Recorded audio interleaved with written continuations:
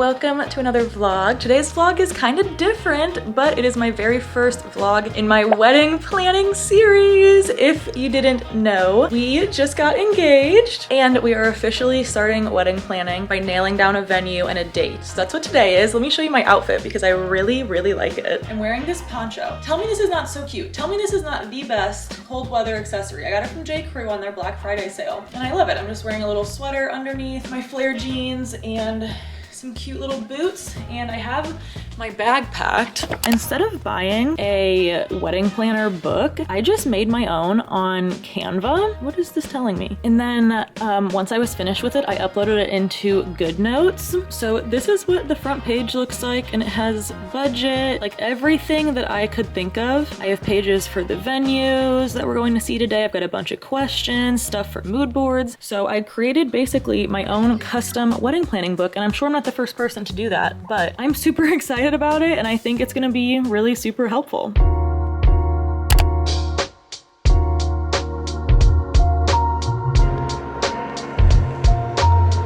that room is for the smaller amount of people, and then that is for just ceremony and dancing. We don't serve food in there.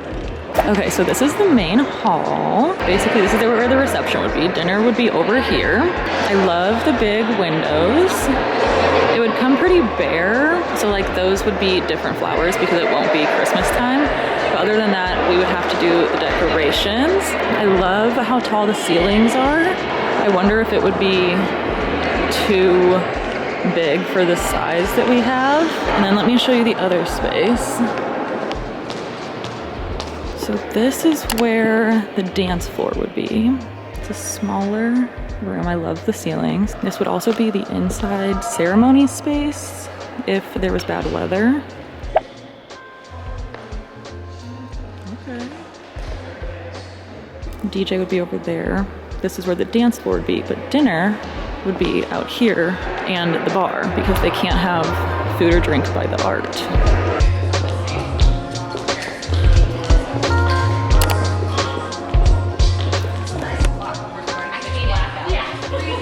The views are great. This is what we would have for the ceremony. Okay. Assuming weather's like today cooperates, it's what we want.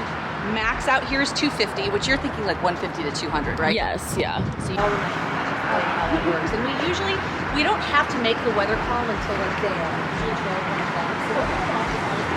1 o'clock. Yeah, so you have this terrace all night. And it's partially covered, so if it's a little drizzly, it's still usable, where the upstairs one is just, there's no covering it. The whole rest of the night takes place on this floor, and this is all that's on this floor, so it's completely private to your guests. You don't have guests wandering through. Okay, I love the terrace. Especially at that time of year. The baby grand is always here, so if you're having something play during cocktail hour, it's on casters, we'll move it closer. Tables, we'll move butler passing hors d'oeuvres throughout the space, so. Okay. And then we'll open the ballroom doors when it's actually time to invite. You do have this pre-function area for cocktail hour too, but if it's at all a nice day, like nobody hangs out in here. Oh, those little circle lights are really pretty. Wow. So it's gonna feel like a massive space, empty like this. Nice. Okay. This is so pretty. It doesn't have to be this room specifically, but it will be this exact room type. This is perfect. It's tons of room. Kind of where we wow. on that ceremony. This is beautiful. And this is plenty of room for everybody to get ready. The couch pulls out, so if any girls do want to stay over, and then you've got a king bedded room here. There's a half bath plus a full bath, and then if any of the girls is going to get her own room on Friday night anyway, I usually recommend putting her in the connector. That way you can open that door Saturday morning and you've got a 2-bedroom, 2.5 bath. The closet's massive too. Yeah, this is beautiful. Holy cow. I love it. Yeah, wow. The windows are, I love how it's decorated too. I'm like taking decor inspiration. Appreciate a full, oh my God, it's a walk-in closet? Wow. That's Robbie hiding.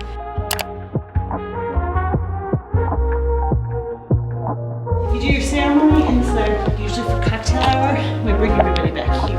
Any other year, you can also go to the fountain. So we clear this table, do high and low cocktail table. I love everything on the ceilings. So for ceremony purposes, you have a couple of options. Okay. Just really depends what you're looking for.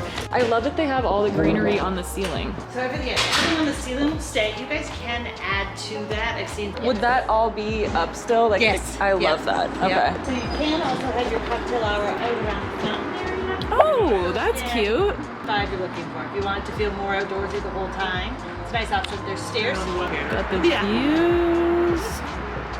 Okay, so this is where the guys would hang out. It's really big, actually. They have plenty of room. Super nice.